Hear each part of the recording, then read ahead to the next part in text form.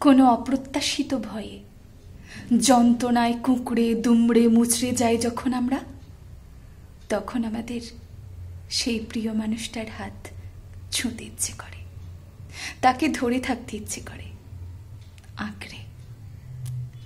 কবি নবনীতা দেবসেনের পানিগ্রহণ কবিতাটিতেও এ আরতিটুকুই রয়েছে। স্বজনকে ধরে থাকা, স্বজনকে ছুঁয়ে থাকা। শোনানোর চেষ্টা করছি। কাছে থাকো, ভয় করছে, মনে হচ্ছে এই মুহূর্ত বুঝি সত্য নয়। ছুঁয়ে থাকো, শ্মশানে যেমন থাকে দেহ ছুঁয়ে একান্ত স্বজন।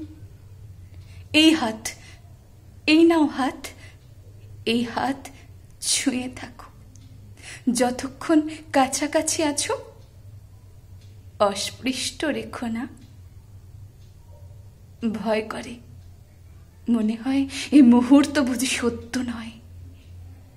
যেমন অসত্য ছিল দীর্ঘ গতকাল, যেমন অসত্য হবে অনন্ত আগামী। কাছে থাকো, ভয় করছে।